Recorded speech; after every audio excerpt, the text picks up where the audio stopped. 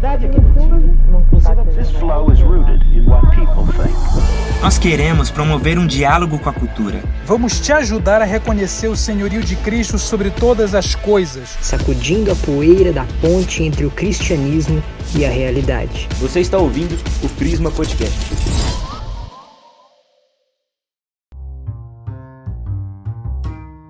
Opa, seja muito bem-vindo a mais um episódio do Prisma Podcast. Hoje nós estamos aqui sem nenhum convidado muito especial. Nós estamos entre nós e por isso esse episódio é tão especial.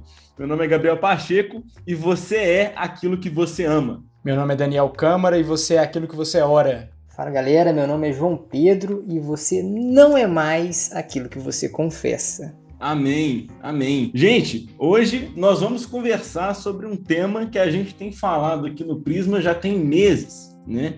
Que é o da anatomia do culto.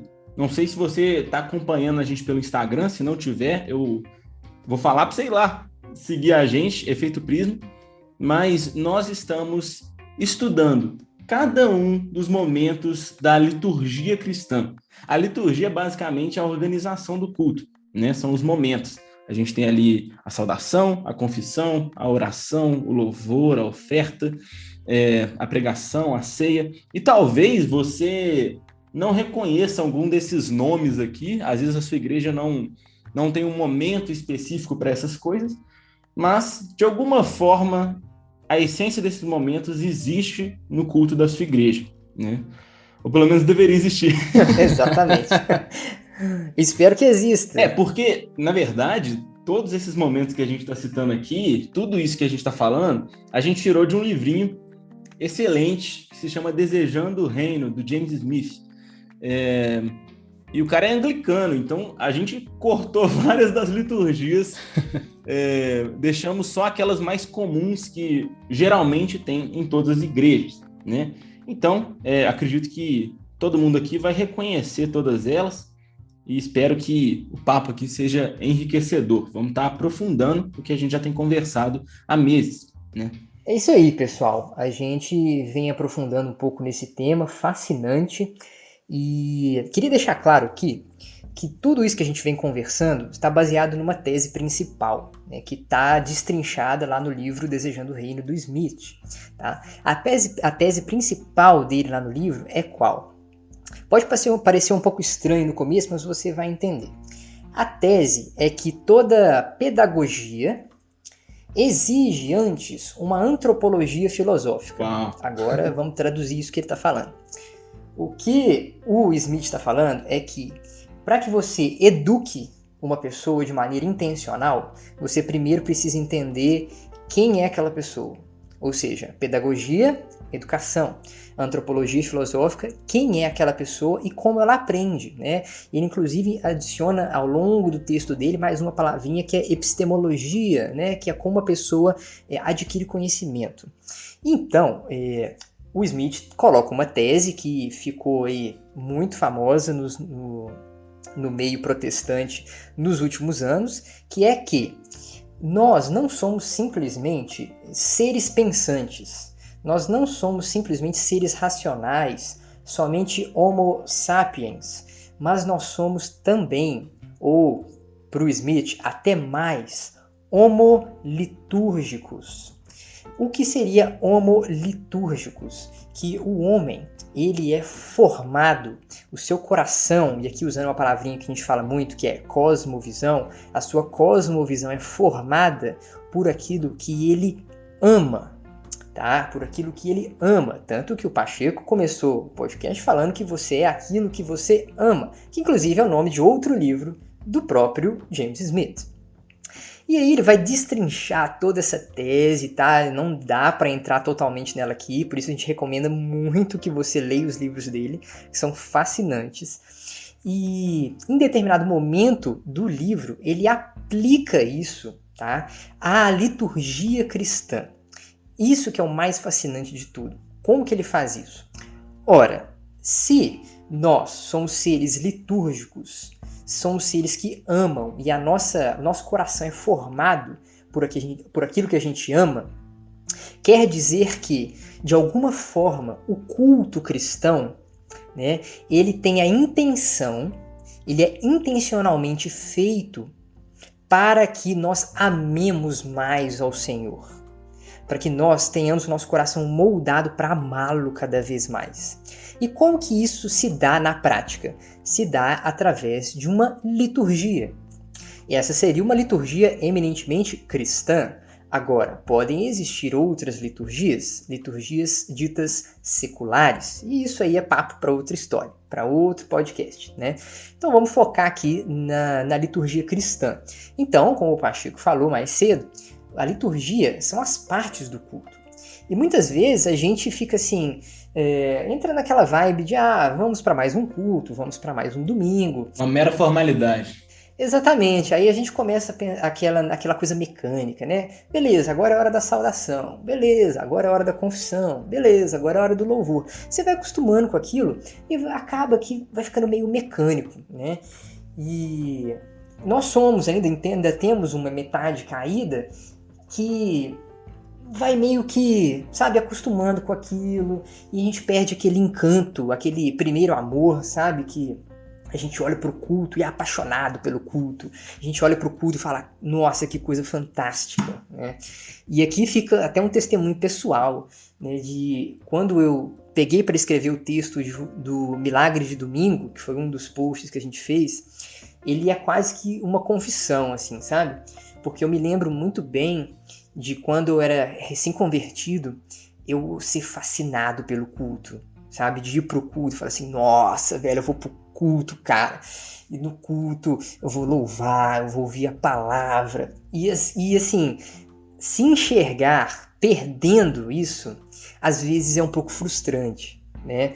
E aqui eu digo que ler o livro do Smith reacendeu essa chama de olhar pro culto e falar, uou, que coisa maravilhosa é o culto cristão. Então, na hora lá do Milagre de Domingo que eu coloco que muitas vezes a gente perde esse encanto, aquilo ali foi quase pessoal, sabe?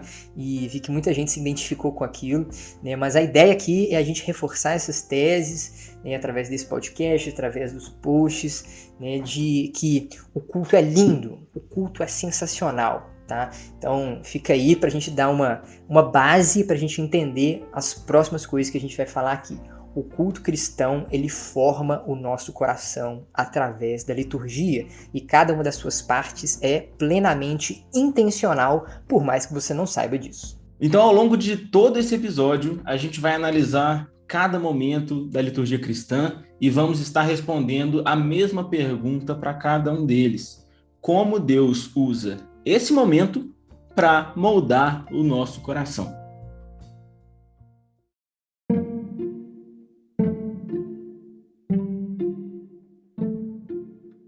O culto começa com aquela expressão famosa, a paz do Senhor, quando o pastor manda a gente virar para o irmão do lado e falar alguma coisa, né? Pois é, então a saudação logo de cara, como esse primeiro elemento desse rito que a gente chama de liturgia, né, dessa organização do culto, já tem esse caráter de nos mostrar intencionalmente alguma verdade, por meio desse paz do Senhor, graça e paz e tudo mais, como queira, de acordo com a sua tradição, cada denominação vai variando, né? Mas isso é a prova, é um elemento que indica que Deus não está distante. É o Deus que se comunica, que se aproxima de nós com uma palavra, com uma comunicação verbal mesmo, mostrando em que termos ele chega até nós, com a sua graça, com o seu amor, com a sua paz, entrando na nossa história, rompendo a caminhada normal da nossa rotina, do nosso dia, com esse tipo de comunicação. E ao mesmo tempo em que Deus chega até nós, por meio dessa palavra, ele usa uns aos outros, ele usa a comunidade para com que essa palavra nos alcance. Então, na saudação também, logo de cara, a gente vê o elemento de reconexão comunitária, de união orgânica do corpo de Cristo que o culto apresenta. Então, é esse elemento de comunicação verbal que tem todo um caráter comunitário, que se reveste desse caráter de corpo de Cristo mesmo, é a porta de entrada para essa liturgia cristã, para esses elementos que montam um culto, e tem justamente essa intenção de demonstrar o Deus que se comunica e que se comunica também através da comunidade. Tem uma pregação do Igor Miguel que eu assisti uma vez lá no canal da Igreja Esperança. Se você quiser assistir, eu não sei como é que chama o vídeo. A gente pode deixar na descrição aí do YouTube. A gente deixa na descrição. Ele estava falando sobre os frutos do Espírito e nesse culto ele estava falando sobre a paz. Ele fala um negócio muito interessante lá, que inclusive a gente já falou até no vídeo do Ato 5, né, da igreja, que é o seguinte: a igreja, ela é a consequência imediata da redenção, né? Quando Deus morre por nós, né, quando ele expia os nossos pecados, ele não só nos reconcilia com o próprio Deus, né? Ele não só nos reconcilia com ele mesmo, mas se a queda quebrou todos os nossos relacionamentos, como nós já vimos, né? Quando Adão e Eva comem o fruto, eles não se separam só de Deus, eles não ficam com vergonha só de Deus, né? Eles começam a acusar uns aos outros, né? Eles se separam entre si, né? Logo depois a gente vê um primeiro assassinato entre irmãos, né? Os próprios filhos de Adão e Eva, né? Então houve uma separação entre as pessoas também. Então ali fica muito evidente que a igreja é essa reunião, né?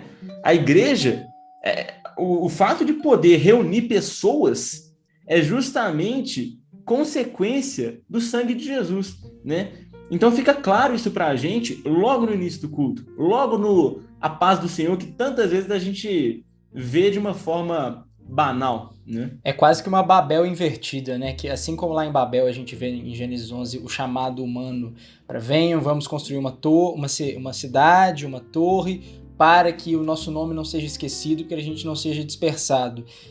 A intenção de Babel, de união de diferentes dentro de um mesmo contexto, de uma mesma comunidade, evidentemente não foi atingida lá, mas a saudação mostra que essa intenção, pela obra de Cristo, é alcançada na igreja, em que, pelo chamado divino, pela graça divina, os diferentes são trazidos para dentro de uma comunidade não mais pautada pelo desejo de perpetuar o nome humano, mas de fazer com que o nome de Deus seja reconhecido. Isso é fantástico, fantástico. E eu gosto sempre de lembrar que essa expressão que a gente usa, né, a graça e a paz, a gente não tirou ela do nada, né? Ela é um eco de Gálatas 1:3, né?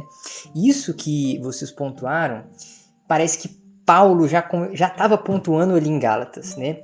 Alguns estudos aí de linguistas têm avançado no sentido de sugerir que quando ele diz graça a vós outros e paz, ele tá juntando uma palavra que era típica de um cumprimento entre judeus e uma palavra que era típica de cumprimento entre gentios, né? Então, quando a gente diz graça e paz, a gente está como se dizendo assim: agora nós estamos entrando na presença do Senhor como um só povo. E não há mais gentio, não há mais judeu, não há mais homem ou mulher, raça, nação. Agora nós somos um povo, um só povo, uma só nação que foi remida pelo sangue de Cristo. Isso é fantástico, sensacional, né? E eu gosto muito de ver, eu gosto muito de ouvir na hora do culto. E aqui eu lamento muito, né, por a gente não estar podendo, nesse momento de pandemia, se reunir. Eu gosto muito de ouvir como a igreja ela reage de maneira uníssona, né, a uma só voz, aquilo que muitas vezes é proclamado pelo ministro, né? Então, muitas vezes quando o ministro chega lá na frente e diz a graça e a paz do nosso Senhor, todos falam aquele amém uníssono, enérgico, assim, né? Como um só povo mesmo. Isso é fantástico, é de arrepiar. E, caramba, é uma coisa tão trivial, né? Que às vezes que a gente para, isso aí é uma coisa que acontece todo dia, né? Todo domingo. Não, tem algo de excepcional nisso, tem muito mais profundo, né? Então é dessa forma que Deus usa a saudação para moldar o nosso coração a Ele.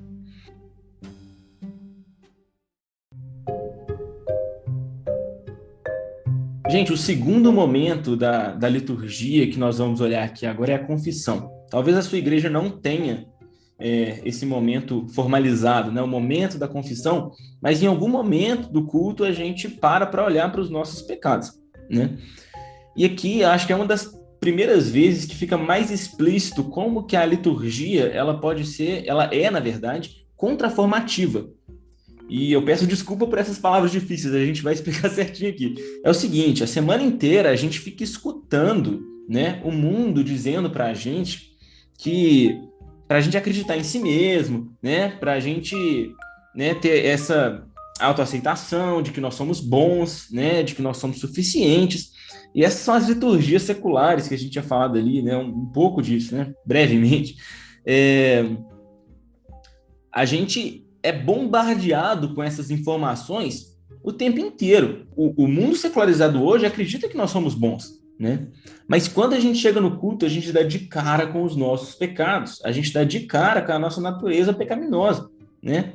De cara, a gente é confrontado. E é por isso que ela é contraformativa, porque a gente é formado a semana inteira para acreditar nessas liturgias seculares, nessas narrativas seculares, né? Mas no momento do culto, tudo isso que foi formado ao longo da semana é destruído, é combatido com a confissão, com esse momento onde a gente olha para o nosso pecado. Exatamente, né?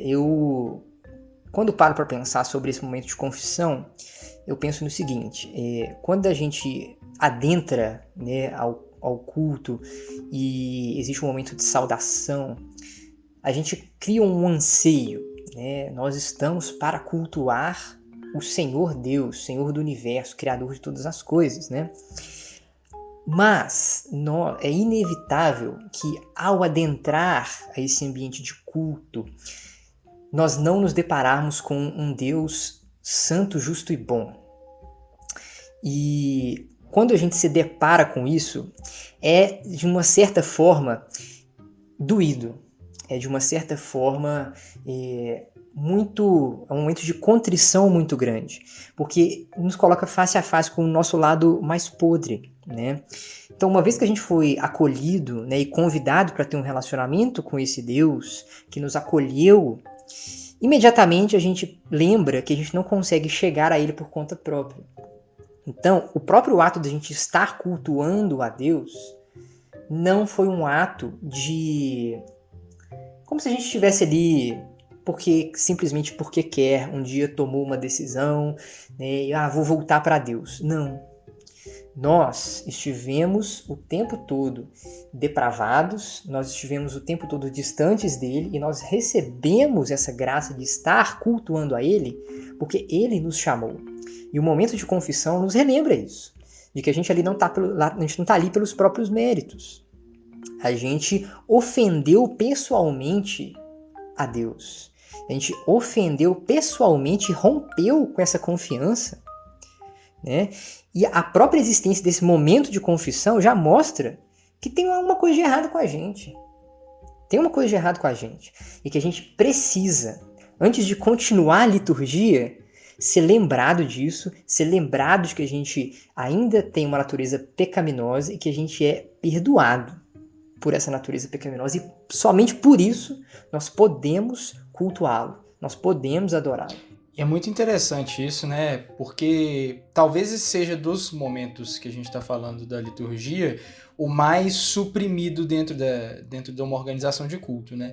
É muito fácil você ter a confissão meio que diluída, como o Pacheco até comentou, dentro de outros momentos do culto. Mas é muito importante que haja dentro de uma liturgia a confissão explícita, trazendo toda essa dinâmica de reconhecimento da pecaminosidade e do perdão de Deus mesmo, para que haja toda essa compreensão, não apenas que dá glória a Deus, né, da compreensão plena de diante de quem nós estamos, o soberano do universo, o nosso Salvador, aquele que nos alcança com sua bondade, com a sua graça, mas também justamente da nossa insuficiência, que vai para muito além, claro, como a gente sabe, de um atestado de pecador. Não é meramente o objetivo da confissão reconhecer que nós falhamos eventualmente pontualmente durante o restante da semana ou em algum momento, mas o reconhecimento do nosso estado de pecado,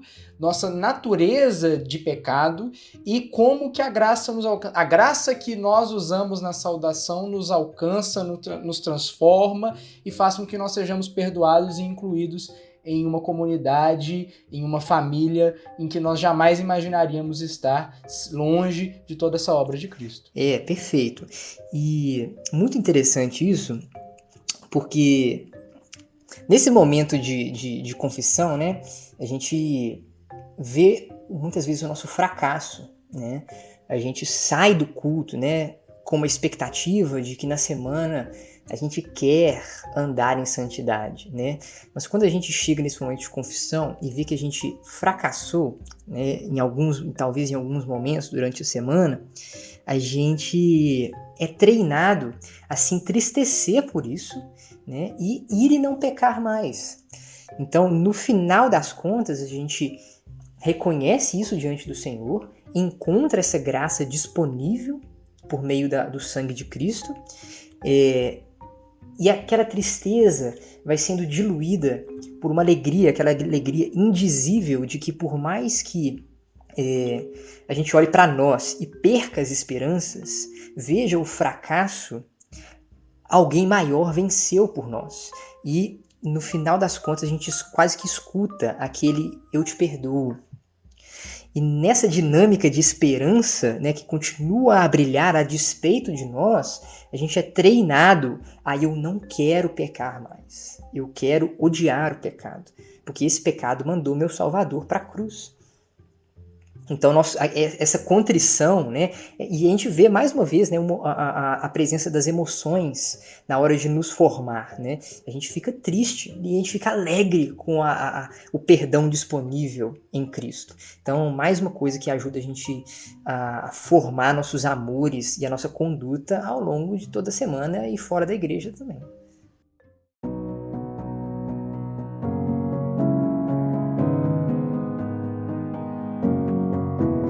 Outro momento que a gente tem na liturgia também é o momento da oração, que esse daí a gente vê com muita presença diluído durante o próprio culto.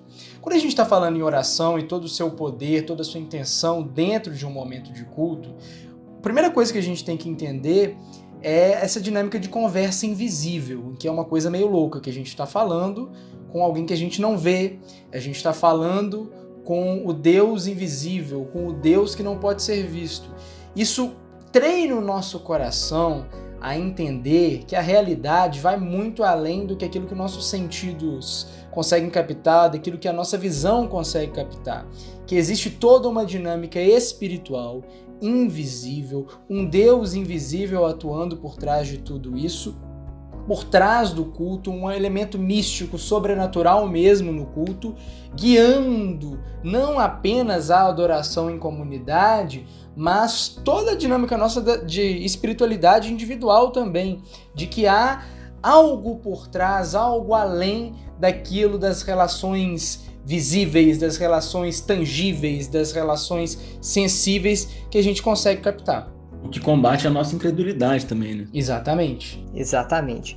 E eu gosto de como que isso aqui nos ajuda a abandonar um certo ceticismo, sabe? Aquele ceticismo empirista, e aqui explicando, acreditar somente naquilo que a gente consegue tocar, né? Somente naquilo que a gente consegue ver. Mas não, né? Existe uma outra dinâmica por trás disso aqui, que nos ajuda a perceber que há algo além do que eu posso ver.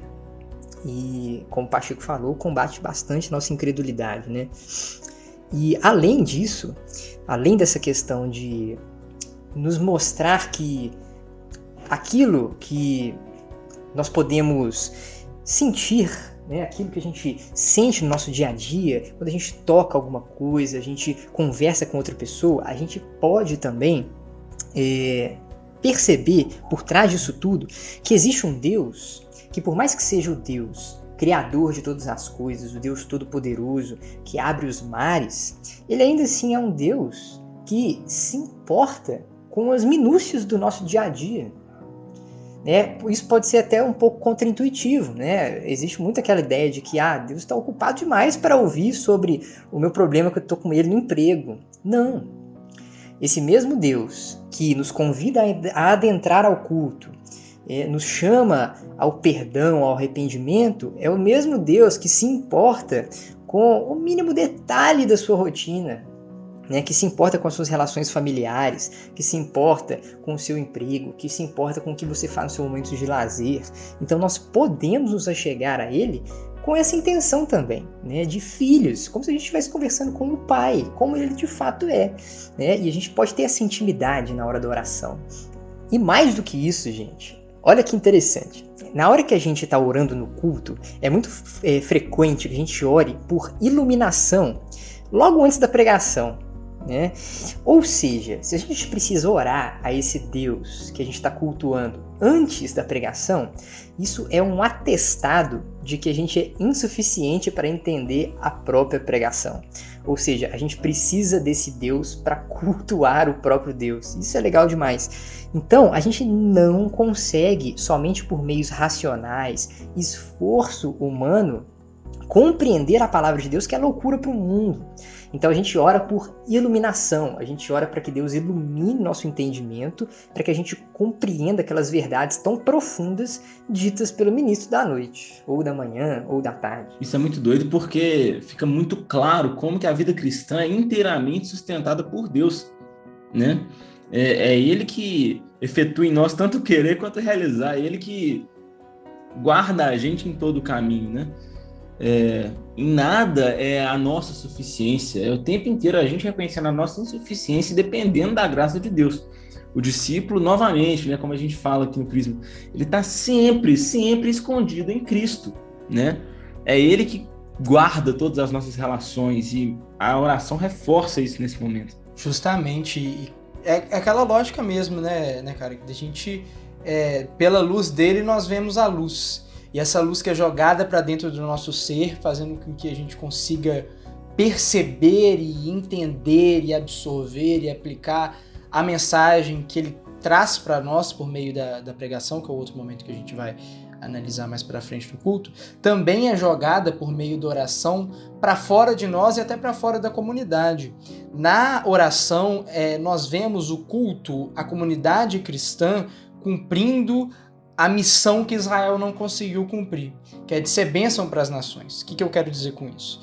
É que quando a gente ora, a gente coloca diante de Deus não apenas os nossos problemas, os nossos defeitos, mas a gente ora pelo vizinho chato que tem um pincher que fica latindo o dia inteiro, a gente ora pelo comércio que está perto aqui da nossa casa, pelo nosso quarteirão, pela nossa cidade, por outros países, por problemas maiores. Nós estamos colocando outras pessoas, outros grupos diante de Deus, diante do seu poder, diante da sua atuação de milagre, de mudança de rumos. E assim nós estamos realmente abraçando como igreja, é um primeiro passo para que a igreja abrace o que está fora dela, o mundo por fora dela, e de alguma forma levar com que a mensagem que nós estamos recebendo ao longo do culto também, de certa forma, o seu poder e o seu conteúdo alcance aqueles que estão à nossa volta também. Isso é muito doido porque isso também nos ajuda num dos mais difíceis mandamentos de Jesus, né? De amar os nossos inimigos,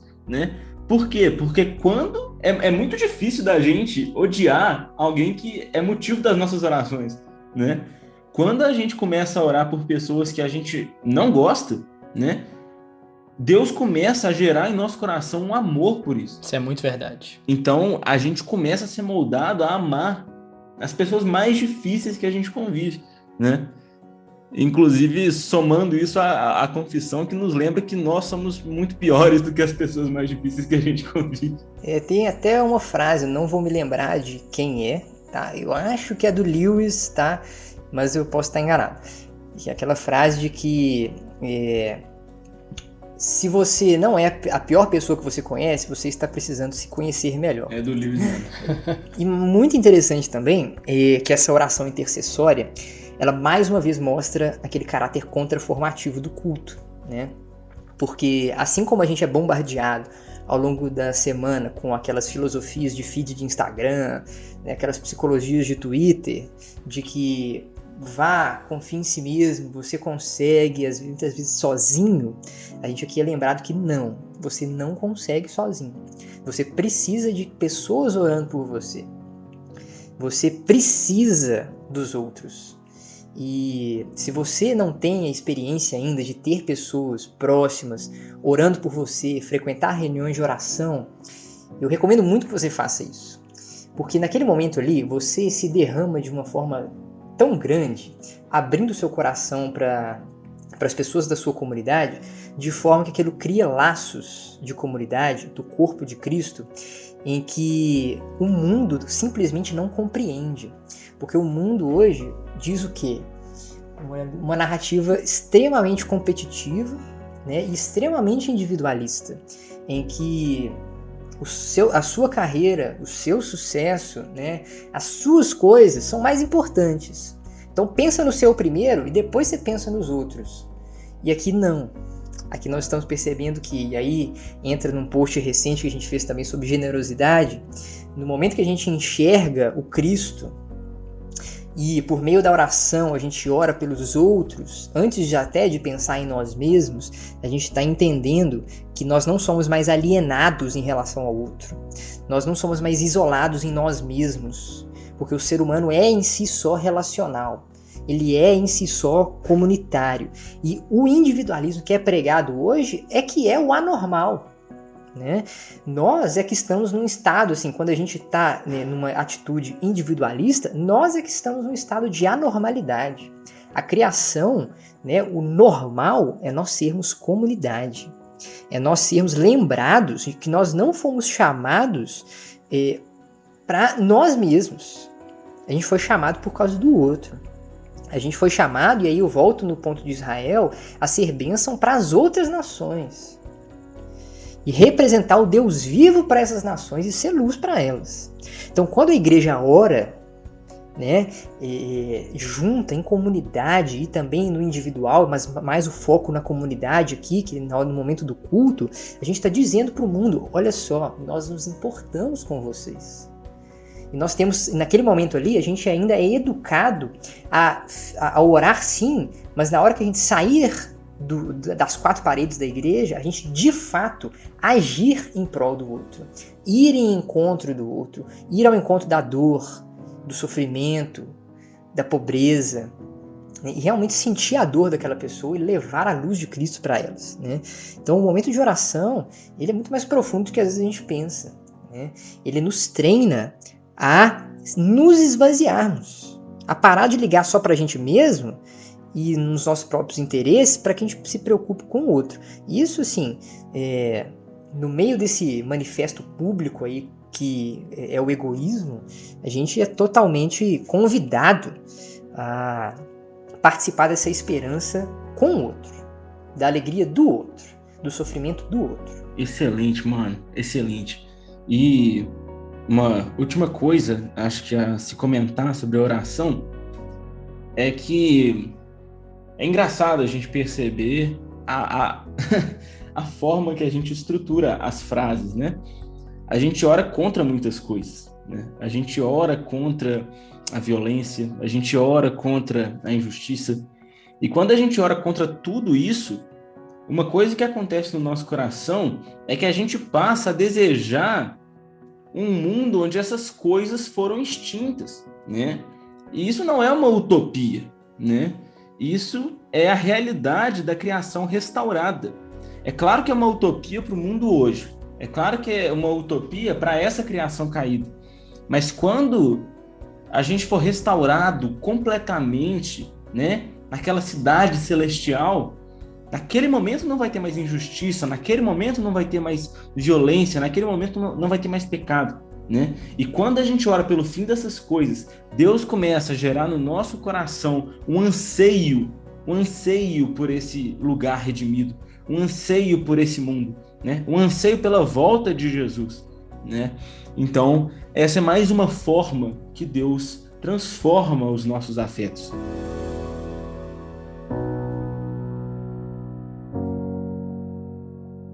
Então, pessoal, eu queria fazer um comentário aqui, chamando a atenção e, ao mesmo tempo, fazendo uma pequena recapitulação do que a gente viu até agora, de que todas essas coisas, elas não são ao acaso. Vejam que esse Deus que a gente cultua, ele diz na sua palavra como ele quer ser cultuado. A gente não pode cultuar de qualquer maneira. Então, quando você olha para o culto de uma igreja, você automaticamente está vendo com os seus olhos aquilo que aquela igreja crê. E se a gente quer realmente fazer um culto agradável ao Senhor, a gente deve cultuá-lo da forma que ele deseja. Então a gente tem padrões bíblicos para como a gente deve cultuar, né? E aqui eu agradeço muito ao nosso amigo Guilherme Amarino, que tem feito vídeos excelentes no seu Instagram para explicar um pouco mais sobre as questões da liturgia. E ele deixa isso muito claro. Como que, se você adentra a uma igreja e para ali como um espectador, né, aí o Smith vai pegar no livro dele e falar quase um marciano, um alienígena, e olha para aquilo e começa a analisar aquilo, você começa a perceber que aquelas pessoas têm algo de diferente. Aquelas pessoas estão fazendo uma coisa que talvez não seja tão comum, e de maneira intencional. E aqui eu gostaria de frisar como que todas essas partes têm um centro, que é o Cristo. Em nenhum momento aqui você viu a gente falando de coisas sem ter a mensagem do Evangelho do Cristo como centro de cada uma das partes, né?